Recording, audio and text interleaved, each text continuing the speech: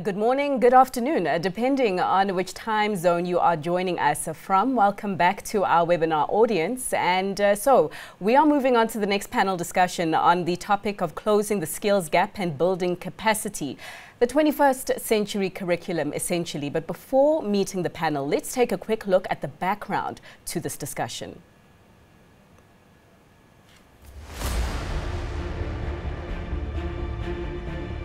Sub-Saharan Africa is coming up short in truly addressing the skills gap. The inability of many businesses to pivot to digital training solutions during the COVID-19 pandemic has resulted in delays in skills development and knowledge transfer, which in turn had a negative impact on operations and growth potential. A McKinsey Global Institute report indicates that a shortage of skills will push at least 14% of the global workforce away from their current employment by 2030. The skills shortage was identified before the 2020 global health crisis, which disrupted industries and forced many companies to implement remote working. This drastic new way of working impacted traditional classroom business training and learning. This panel will address questions such as: how can e-learning and the growing technological options help improve the situation?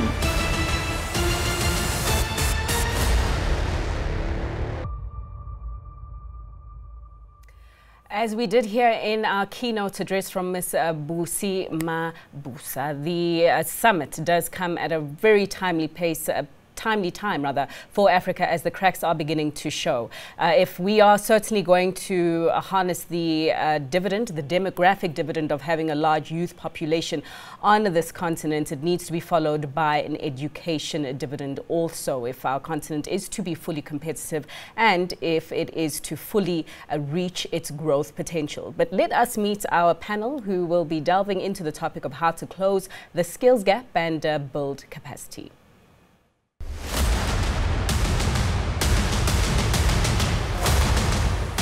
Will Fan, co-founder and chief executive officer at New Campus in Singapore. Dr. Catherine Duggan, director and dean of the University of Cape Town Graduate School of Business. Sean Lewis, manager for asset lifecycle management at Vodacom. The moderator is Fifi Peters, anchor at CNBC Africa.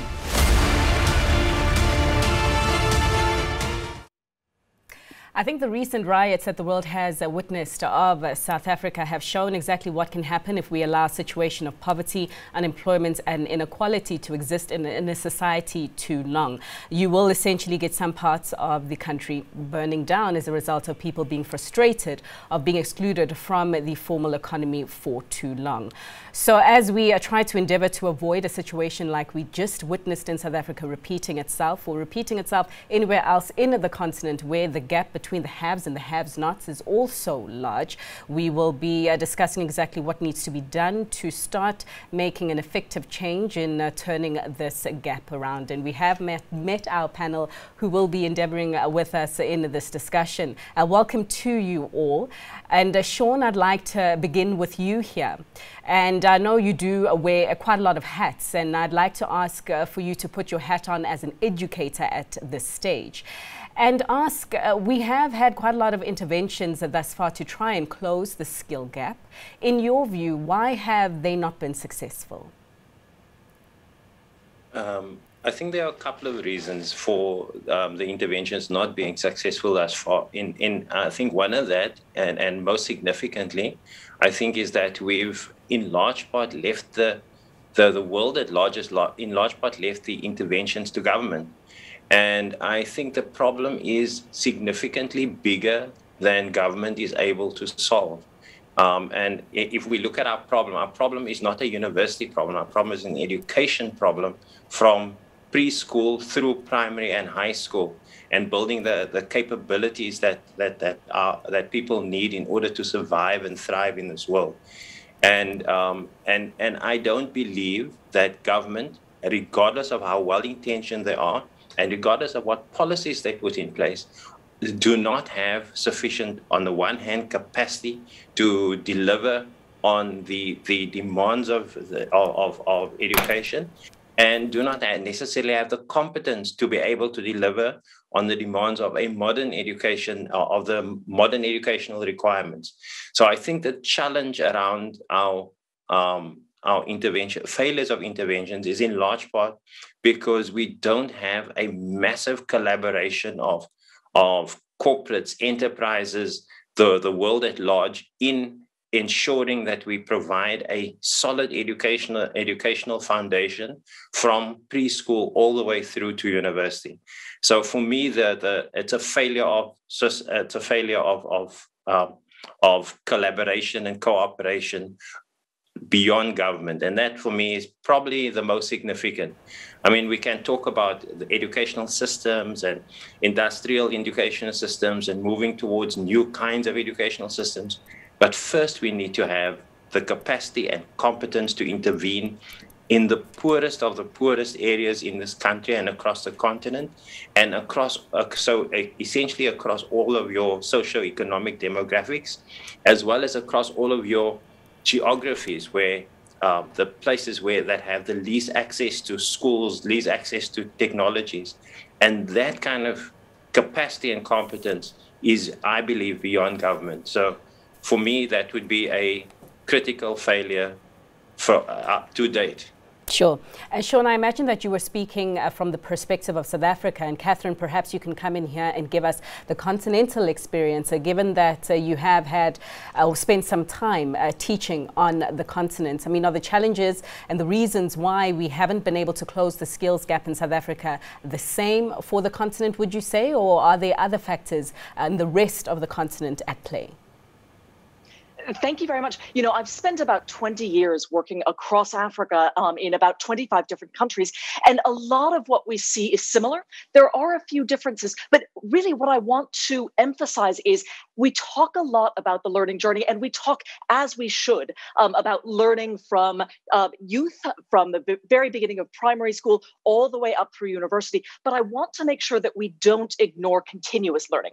I know we've heard a lot about that this morning or this afternoon, and it's something which is really critical to close the gap between the number of people across the continent and in South Africa who are looking for employment and employers who find themselves unable or who find it difficult to hire people who are skilled to move into the jobs that they're looking to fill.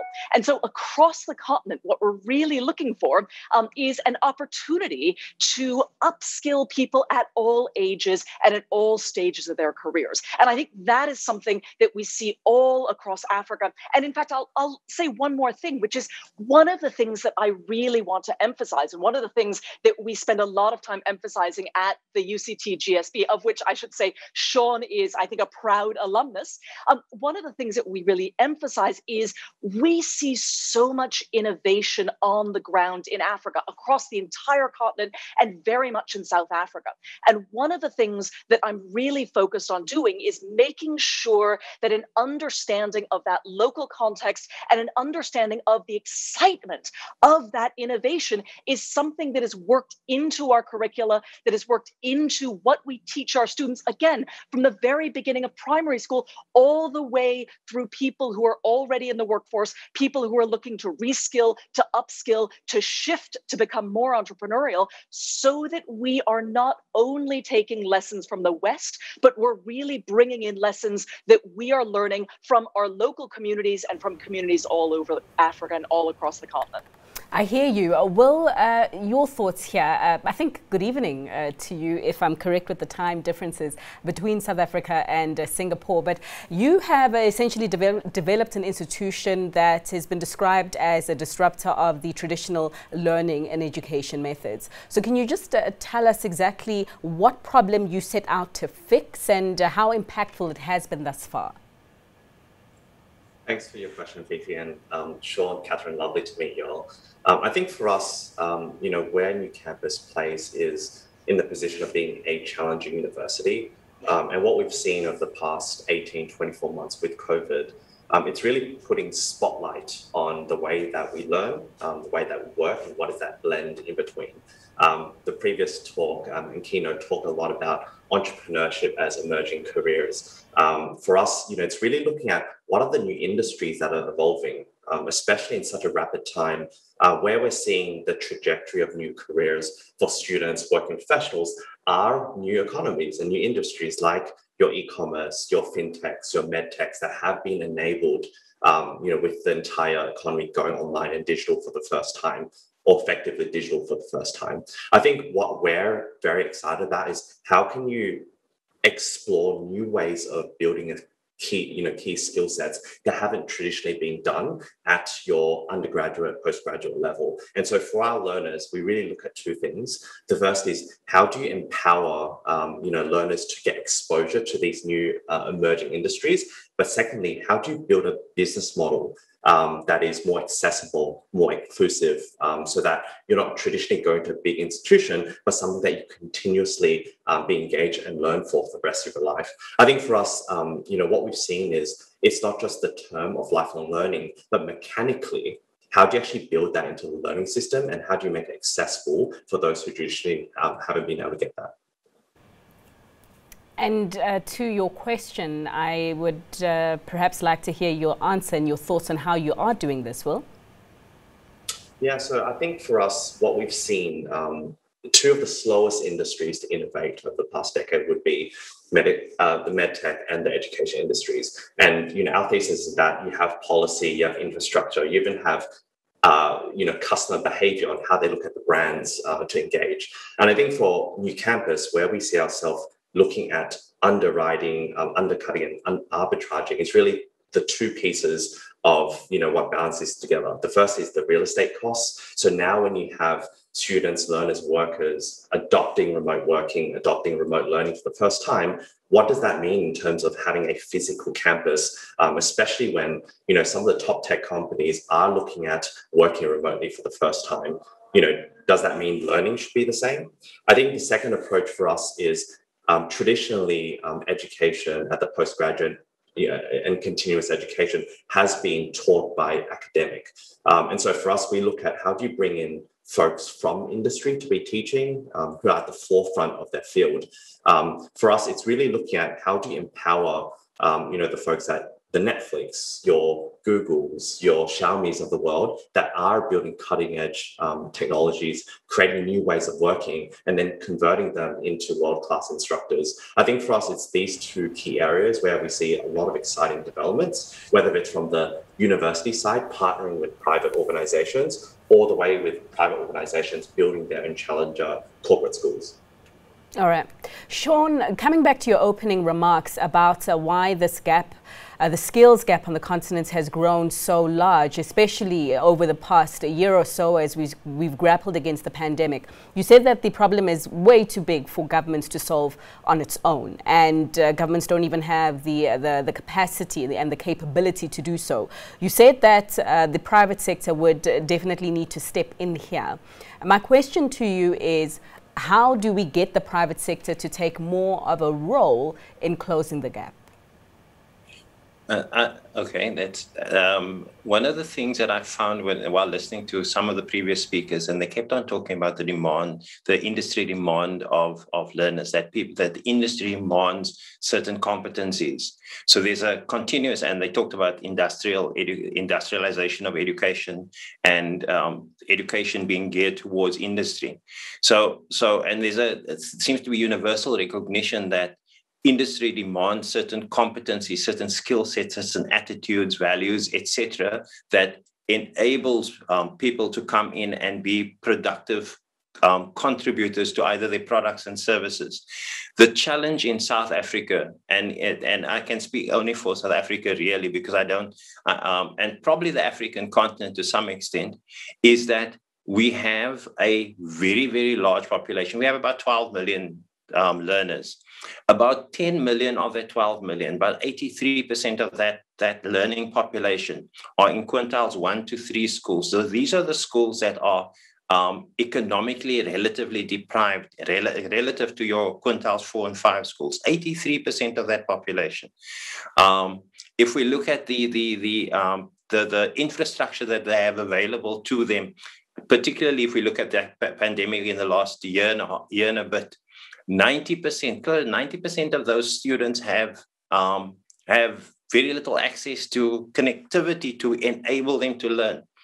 70% of those people have very little access to the devices that they need to be able to connect to that connectivity to access the education. So it actually doesn't matter how good your education is, how brilliant your content is sitting on a server somewhere in a data center. If the learners that need to reach that content simply cannot reach them. Sorry, somebody's calling me on my other computer.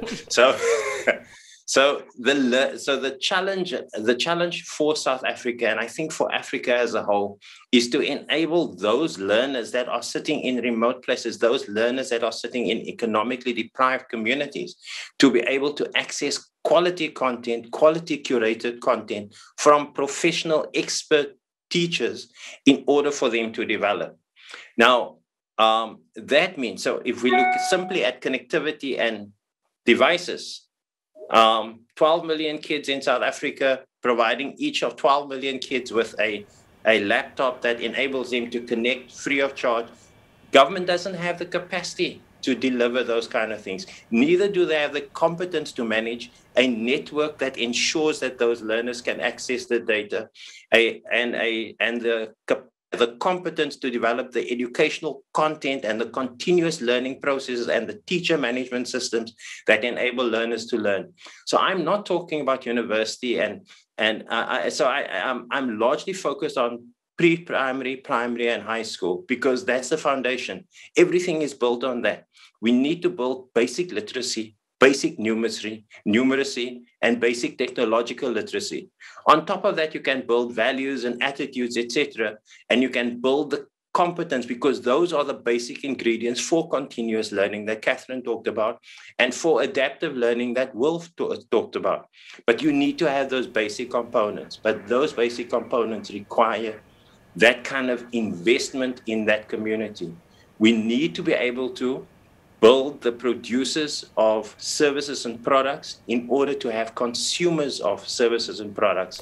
And enterprises need to play their part. They can't simply sit at one end and say, this is our demand, without necessarily contributing to build it, to empowering that demand. Is that clear?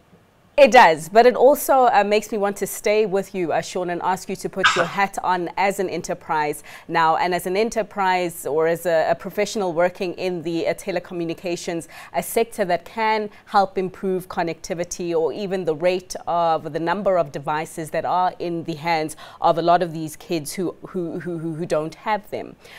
So, put frankly, Sean, what role is Vodacom playing in addressing this problem?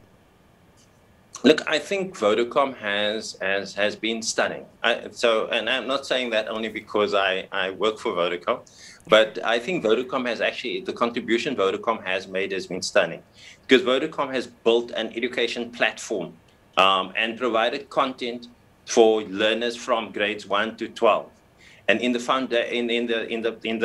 pandemic last year, right at the onset of the pandemic, Vodacom recognized that learners needed access to that content. So Vodacom made that content available free of charge. And I think Willem Mzimba was one of the opening speakers, and he spoke about 500,000 people, 500,000 people accessing that content during last year, which was fantastic for Vodacom.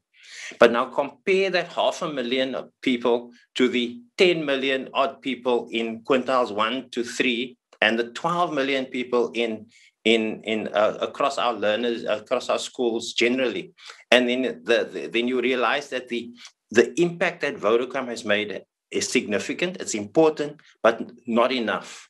We need more of that, not just from a Vodacom, but more of that from other enterprises. There are other telcos in our world. There are other technology companies in our world. There are insurance companies. All of those have a vested interest in developing our population, our learner population. And all of those need to put shoulder to the wheel and invest materially in in ensuring that we can actually start to build an education system that serves everybody in South Africa and not just that quintiles 2 and 4 and 5 really. I hear you. Catherine, let us shift focus then on to the workforce. Many of them who actually unfortunately lost their jobs throughout the pandemic, and many of them who might not even have jobs to come back to after we get over and we defeat the pandemic as a result of their industries or their jobs having become redundant. So if we are saying that we need to skill and upskill this population, how do we go about doing it against the constraints that we currently do have, lifting off from what Sean did say, of connectivity and of devices to engage in some of this training and this new way of learning? Excellent. I think first we need to think about what it means to upskill in the 21st century. Mm-hmm. So one of the things that we really see is an emphasis and an increasing emphasis on skills that will last, even as we see more and more in the fourth industrial revolution. And those skills are skills that can't be automated. So rather than simply asking people, whether they're young people, people who are currently in the workforce, or people who are looking to get into the workforce, rather than asking people to simply learn things, we need to ask them, we need to encourage them to ask questions, to learn how to solve problems, to identify problems, to think about how to increase their critical thinking skills, and then to think about ways to be more proactive, to be more active in all facets, both of the job search, but also of recognizing what it is that their individual worldview brings to a future employer, or indeed to an entrepreneurial venture that they may put together. And I think that's one of the things that I'd like to see us build, especially in South Africa and Africa. It's the confidence, again, among our young people, but also among our job seekers and among the people who are currently employed, the notion that what we know, that what each individual person knows, the worldview that they have, the experiences that they are able to bring, that those are valuable and that they can actually help the company. One of the things that we really know is that diversity creates profits, and it creates the kinds of both experiences, but also the kinds of ways of adapting to change, ways of adapting to volatile and uncertain environments that companies really need to have in order to succeed. And what creates an ability for companies to get through that? It's diverse thinking. It's avoiding groupthink. And so if companies are able to put together groups of people who can bring their own worldviews, who can challenge, who can see problems, who can see things that no one else can see, those companies are going to be able to take advantage of opportunities that no other companies can take advantage of, and to create social benefit, to create social value that others can't. And so what I would really encourage of people across South Africa and across the African continent, and in fact around the world, is we need to think about ways to encourage people to think in critical ways and to build their critical thinking skills and create pipelines so that they're able to practice those skills, so that they're able to access networks that enable them to get together with other people and to meet potential employers, but especially to build the ventures, to build the entrepreneurial answers to some of the gaps that they and only they are seeing. So I think it is something that we need to work hand in hand with employers with. We need to make sure that people are getting in front of employers, that they understand what it is that employers need and employers want. But we also need to make sure that the people who have exciting ideas are trained in ways that allow them to really execute on those exciting ideas, to create jobs not only for themselves, but for others in South Africa and again across the continent. Teach that, the skills that you're talking about, like critical thinking, agility is another skill set that has been thrown around in terms of being competent for the fourth industrial revolution. How do you teach that? And then where do you go currently if you want to learn that? So the simple answer to your second question is we do that at the UCT GSB. That's one of the things that we really focus on. It's applied learning, and it's asking questions rather than providing answers. I think that is the most critical thing. And I've actually taught all over the world. I spent the first 8 years of my career at Harvard Business School. I've taught at Oxford. I've taught with INSEAD. I've taught at business schools all around the world. And first of all, I think that the best business schools, and I very much include the UCT GSB among this group. And I will say as well, Sean is not only one of our alumni, he's also one of our lecturers at the GSB. The thing that excellent instructors do is to ask questions to ensure that students are speaking to one another and solving problems with one another. Because the thing is, the questions and the challenges and the problems that we see now and in the future are not things that have easy answers. That's why we need to come together in classrooms and elsewhere to think about how to solve those problems. So we need the hard skills by all means, but we also need not just the leadership skills and the soft skills, which we absolutely need, but we need people to come together and ask questions of one another and have professors and lecturers and others ask the challenging questions. And I think one of the ways that you do that is exactly as Will said, to bring in a combination of academics, of trained facilitators, and of people who are experts in industry so that they can really ask the questions that industry is asking, and in some cases that industry should be asking and isn't asking yet. And that's really where I see us being at the cutting edge, is thinking about what it is that people should be asking, what it is that companies should be asking, and asking our students those questions now so that when they walk into those positions or when they walk back into their offices after being in class with us, they are ready not only to ask those questions, but they've already thought about what to do next. Well, to bring you back in, I don't know how closely you have observed the situation in Africa. The fact that there were employers looking for skills that they couldn't find out there, and there were people in the job market who were unemployed who didn't have the skills. It's nothing new. It has been made worse by the pandemic, but the mismatch pre-existed the pandemic. Just looking at the African situation, how applicable would a teaching and a learning model such as the new campus be for Africa? I think Catherine and Sean touched on really interesting points around the efficacy of learning, the access of learning, and the basic infrastructure behind having these programs available. My first thought was you've had your first wave of edtech innovation, being your LMS, your learning infrastructure to support traditional learning models. Then you have the second wave of innovation, which came with content, so your MOOCs, your Coursera's, your Udacities. But where we're seeing the third wave of educational products being more inclusive, being more accessible, and being more effective is that hybrid model. I'm not saying that New Campus is the solution to upskill the next generation of business leaders, but I do think that it is looking at how can you collaborate with government institutions that are looking at upskilling underserved small to medium businesses, all the way to for example, we're dialing in from Zoom. How does the Zoom economy, put their feet in to get involved with upskilling the next generation of undergraduates, K-12, continuous learners? I think with the model of New Campus, it really comes down to a playbook. So when we think about diversity, equity, inclusion, for example, 80% of our learners are women. 60% of our instructors too, coming across from 25 different countries. And it's because by design, we've been looking at inclusive learning experiences that make someone feel safe, that allow a learner to really practice without having a confrontational environment.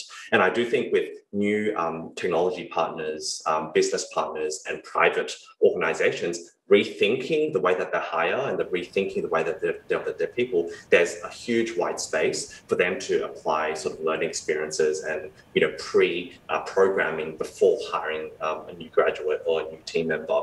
I think now it comes down to what is the responsibility of the private space, and what we've seen, especially with the technology companies like your Googles, your Dysons, your Pinterest of the world, is they are starting to step up in their CSR. They are looking at collaborating deeper with frontier universities to co-create content in cybersecurity, in the future of e-commerce, the future of fintech. And by doing that, I think it opens up a lot of opportunity for these students to get micro exposure.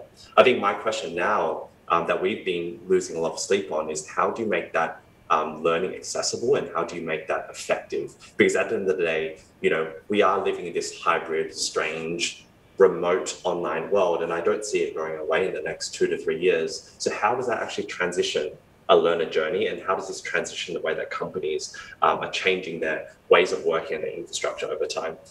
We definitely would love to bring New Campus to different regions. Right now, we're really focusing on Southeast Asia because we might have teams in Singapore. There's a fintech company in Singapore might have a sales team in India, a development team in Indonesia, a customer success team in Australia, and even that has its own cultural nuances that are heavily underserved.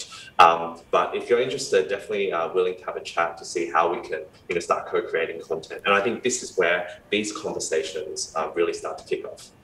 On your question on how to make the learning more accessible, how did you, or what was your experience in terms of developing the new campus models in other geographies, Will?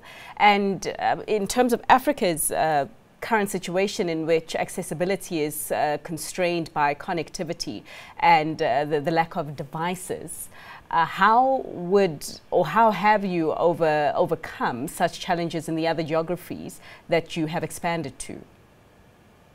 Catherine mentioned a really fascinating point around how do you build localization, not just in the content or the language or the nuances of delivery, but also looking at the personas and the modes of absorbing that content. So for example, we do a lot of work with the Singapore government to look at expanding new ways of delivery models in emerging markets like Indonesia, in Thailand, in India. And so it's really thinking through, what does the ideal learner experience look like, especially when they don't have that access or they're used to learning in a certain way. And so for us, where we see a new opportunity in experience designers is learning experience design. And that comes all the way from when someone goes onto the website, when they browse a course, when they jump onto a Zoom call and learn, and how do they take that homework and challenges off the back of that. What we've actually seen with content and your massive your MOOC platforms is it's given us access to provide content. There's enough content. YouTube, you'd argue that is the best content provider in the world. But what we're really obsessed about right now is how do you look at modes of delivery that have 60-70% of the efficacy in a traditional environment, but taking it to the Zoom world. I think what's also very exciting now is working with your technology providers like your Zooms, your Amazon Chimes, your Microsoft Teams that are making big bets into the education space. And this wouldn't have happened pre-pandemic. So for me, I'm very excited to focus a lot on the pedagogy and the delivery method, but you're also surrounded by new technology infrastructure as well as end learner adoption, which has really accelerated the pace of this hybrid learning environment. Just as we wrap up this panel, time does go really quickly, but Sean, as we wrap up this panel, we set out to try and answer how to close the skills gap and build capacity in the 21st century curriculum. Your closing thoughts on how, when we meet again this time next year, we've made more of a dent in answering and addressing that challenge? Sure. Okay. So I think there are two things. I'll try and crystallize it into two things. The one is the shifting the discourses somewhat, because I listened to the discourse. I've been reading about the Organization for Economic Cooperation and Development. Have been working on something called Education 2030. So they've been working on it since 2015 on building a vision for education in 2030. And I was very excited by it the first time I read through the documentation. The second time I read through the documentation, it struck me that the discourses didn't match our reality. They talked about industrialization and a period of prosperity in education, a period of prosperity and stability in education. And I realized that they're talking about a particular context, a particular European and Western context, which does not necessarily exist in South Africa and in Africa as a whole. So we've got a discourse, a dominant discourse around educational transformation that is focused on the education in the fourth industrial revolution, but has not taken into consideration that countries like South Africa and the continent of Africa hasn't yet gotten to that point of massive industrialization and a relative period of stability and prosperity. And so in my mind, the thing that would change, so that's the one part, is changing the discourse. And along with changing the discourse is I guess a buy-in from large corporates in South Africa to their responsibility, not just their demand, but shifting from demand to responsibility and contributing to the empowerment of learners in South Africa by making that infrastructure, those processes and those services available, those learning services available to learners. So I think those two things for me, if we got that right in South Africa and across the African continent, we would have shifted the needle somewhat. And Catherine, my question to you, in terms of getting that buy-in from the private sector about their responsibility here, how do we fast track that? Is it government making it policy? Is it government perhaps incentivizing the private sector to do so? If you could just briefly share your thoughts here. Sure. I really think it is up to the education sector and up to those of us who are doing the teaching and learning to make that case, to show what it is that we can teach people and that we can share with people that nobody else knows. And I just wanted to input one last thing, which is we've talked a lot about digital as a way to push things forward. And I think that all of the things that we've heard both from Sean and from Will are critically important. But I think that one of the most exciting areas that we can use to push forward with digital is to use these tools to turn the classroom inside out.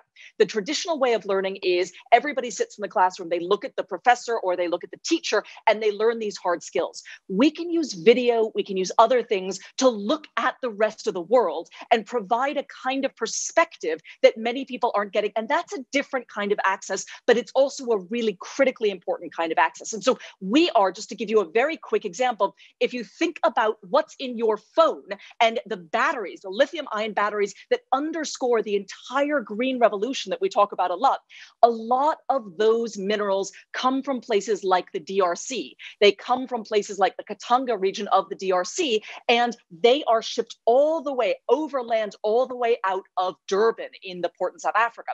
We need to understand those supply chains in order to understand the global push toward green energy.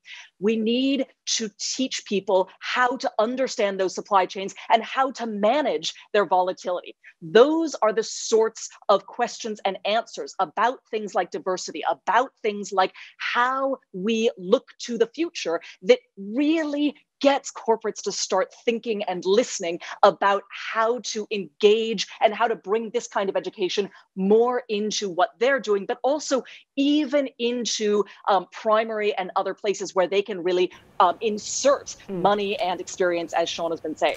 All right, Catherine, thanks so much for neatly summarizing the conversation for us and exactly what needs to be done as a next step to ensure that this gap between the skills, the haves not on the continent certainly reverses and starts going in the right direction. But just in the interest of time, I'm going to have to say goodbye to you all for this session, and I'm hoping that you do stay on, of course, for the rest of the event on the future of education. That is exactly what we are discussing throughout the whole day here on the channel at CNBC Africa. But let me bid farewell for now to my panelist, Mr. Will Fan, co-founder and CEO at a new campus in Singapore, Dr. Catherine Duggan, Director and Dean at the University of Cape Town Graduate School of Business, and Sean Lewis, the Manager of Asset Life Cycle Management at Vodacom.